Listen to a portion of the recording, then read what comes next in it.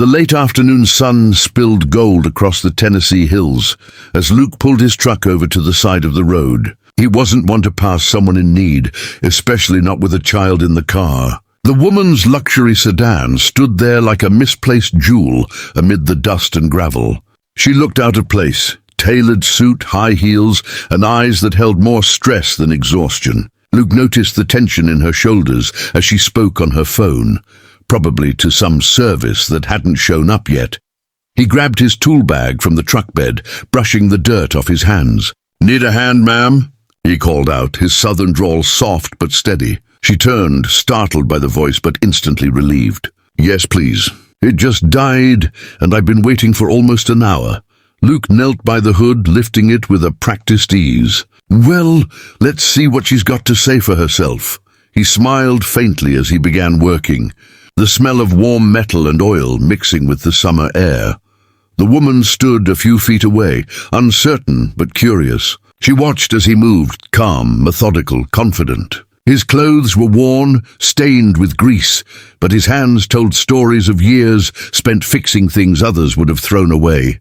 "You didn't have to stop," she murmured.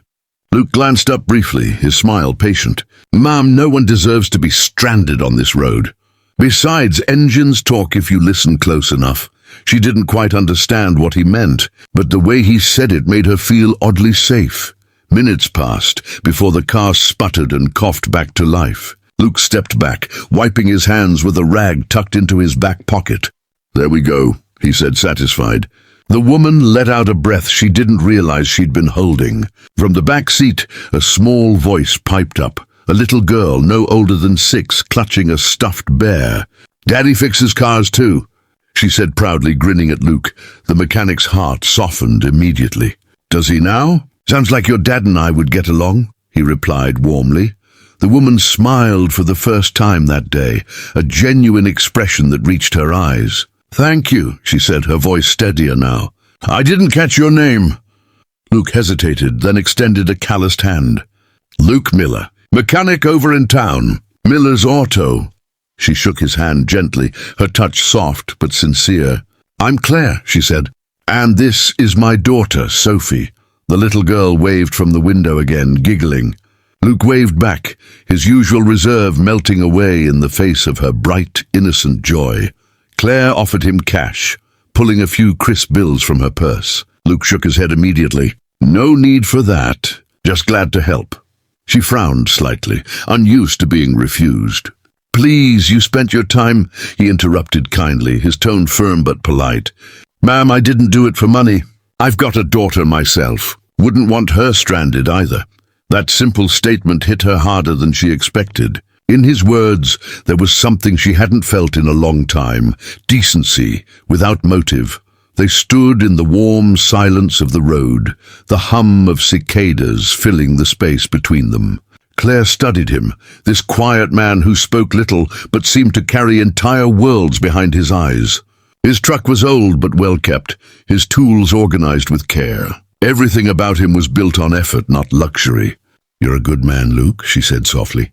He shrugged, embarrassed. Just doing what anyone would. But she knew better. Not everyone would have stopped. Certainly not the kind of people she usually met. Sophie tugged at her mother's sleeve. "Mommy, can he fix our car again sometime?" Claire laughed, brushing her daughter's hair back. "Hopefully we won't need him to." Luke chuckled. "You're welcome anytime. Though I'd rather see y'all in town for pie than another breakdown." Claire smiled. "Deal." For a brief moment, as the sun dipped low and painted everything amber, it felt like more than gratitude passed between them. Something quiet, unspoken, but real. Then she started the car, the engine purring smoothly, and waved as she drove off. Luke watched the sedan disappear down the highway until the taillights faded. He climbed back into his truck, started the engine, and smiled faintly. Emma, his daughter, would be waiting for dinner. He imagined her excitement as he told her about the fancy car and the brave little girl who reminded him so much of her. Life didn't hand him riches or ease, but moments like these, helping strangers, seeing kindness reflected, gave him a sense of purpose money couldn't buy. That night, Claire couldn't stop thinking about the man on the roadside. In her world of boardrooms, deadlines, and luxury, genuine kindness had become a rare sight. She tucked Sophie into bed, replaying Luke's words in her mind. Wouldn't want my daughter stranded either. She smiled to herself. The next morning, as she sat in her glass-walled office overlooking the city, that same warmth lingered. She made a note on her desk calendar, visit Miller's Auto, because some debts weren't about money, they were about respect. Days later, when she pulled into his small-town garage, Luke was under a car, grease streaked across his forearm. He looked up, surprised to see the luxury sedan again. "Ma'am?" he asked, standing quickly. "Everything all right?" Claire smiled, holding out a cup of coffee. "Everything's perfect," she said. "Just wanted to say thank you again, properly this time." Luke accepted the coffee, unsure how to respond. "You didn't have to drive all this way," he said quietly. "I wanted to," she replied. "People like you remind me what really matters." Sophie ran out from the car, hugging Luke's leg before darting toward the toolbox. "You fix cars all day?" she asked curiously. Luke laughed. "Pretty much." Emma, his own daughter, peeked out from behind a workbench, shy but smiling. "Wanna play?" she asked. Soon, the two little girls were chasing each other between car lifts, laughter echoing through the garage. Claire and Luke stood side by side watching them. "Guess they made friends," Claire said softly. "Kids don't care about the world's rules," Luke replied. "They just see good and follow it." As the afternoon light faded, Claire realized she hadn't felt this kind of peace in years. Not in board meetings, not in penthouses, only here, in a dusty garage filled with warmth. Luke walked her back to the car, still unsure what she saw in a man like him. But she looked at him with quiet gratitude. "You fixed more than my car, Luke," she said gently. "You reminded me that good still exists." He didn't know how to reply, so he just nodded, his heart full in ways words couldn't express. When she drove away again, the echo of the moment stayed with both of them. Claire found herself visiting more often, sometimes with her car, sometimes with just coffee and laughter.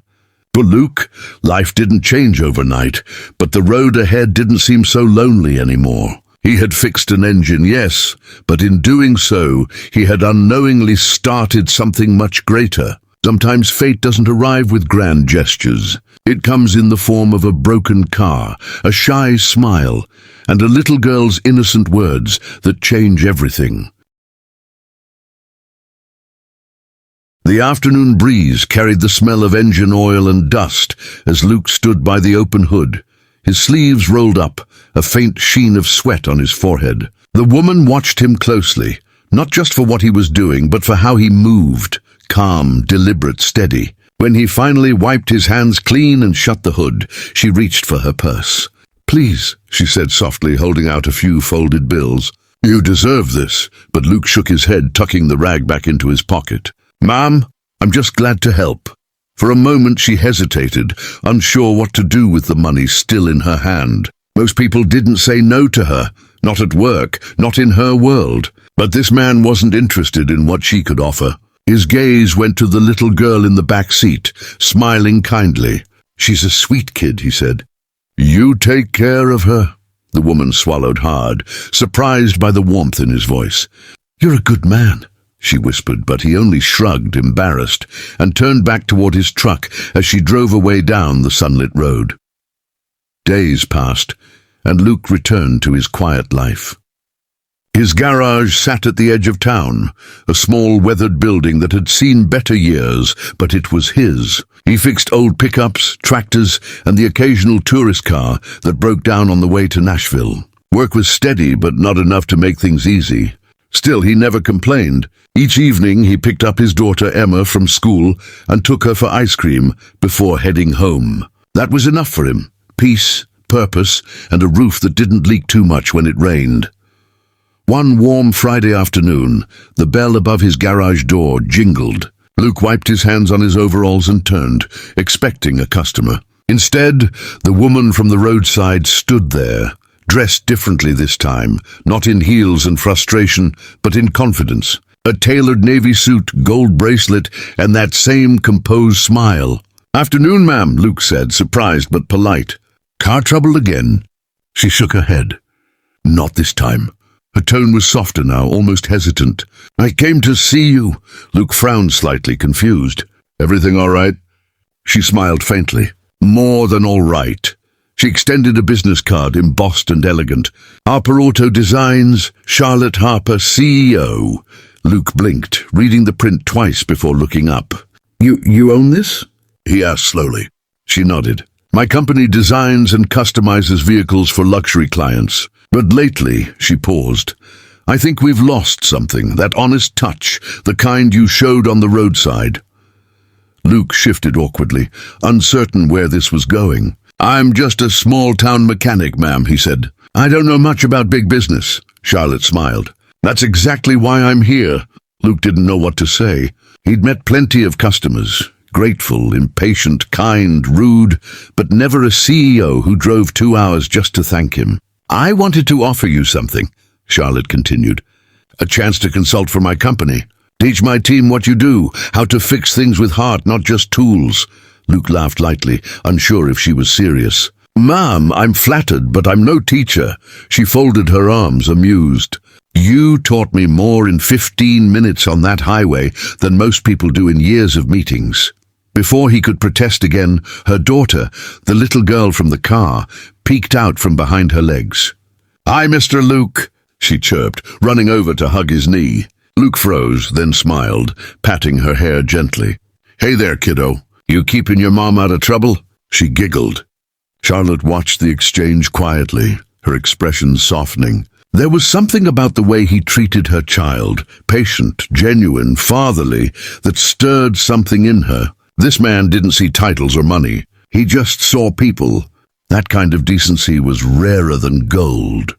They sat at a small table near the garage office while Emma and the little girl played with toy cars. Charlotte explained her idea, a partnership that would merge her company's innovation with his authenticity. Luke listened carefully, though the whole thing still felt unreal.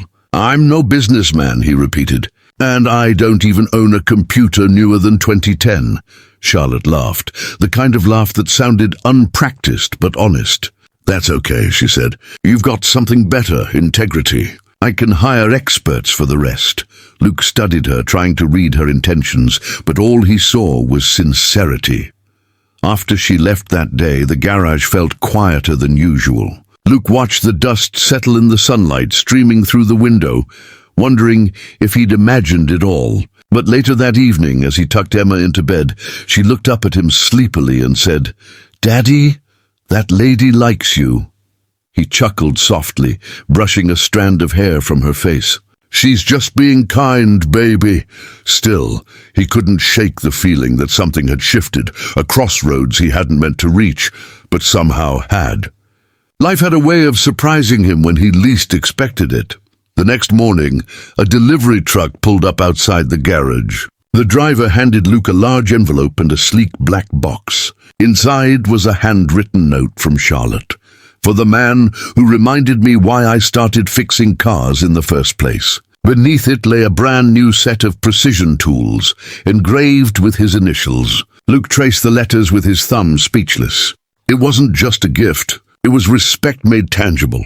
He smiled faintly, realizing that maybe, for once, life was giving back in ways he'd never dared to hope for. Weeks turned into months. Luke's garage grew busier. Word spread that the guy who helped the CEO could fix anything and do it right. Charlotte visited often, sometimes with her daughter, sometimes alone. They'd talk about engines, about kids, about how small towns and big cities weren't so different after all. It wasn't romantic, not yet, but it was something solid, a friendship forged from kindness. And as Emma and Sophie played in the background, their laughter mingling with the sound of turning wrenches, Luke realized that good deeds have their own kind of gravity. One evening, as the sky turned crimson, Charlotte stood by the garage door, watching Luke work. You know, she said softly, I thought I had everything figured out. Her company, success, all of it. But that day on the highway, it made me see how much I'd forgotten. Luke looked up from the engine, curious. Forgotten what? She smiled gently. That not everything worth having can be bought. He nodded, wiping his hands, and for a long moment neither spoke. The silence between them felt easy, like they'd known each other far longer than a few months. As the last light faded, Charlotte took her daughter's hand and turned to leave. "Good night, Luke," she said warmly. "Thank you for fixing more than just my car." He watched her drive away, the taillights glowing red against the dark road. Emma tugged at his sleeve, sleepy. "Daddy," she murmured, "you think we'll see them again?" Luke smiled, picking her up. "Yeah, baby," he said softly. "I think we just might." And as he locked up the shop and carried his daughter home, he realized that sometimes fate doesn't roar in with thunder. It pulls over quietly, waiting for kindness to find it.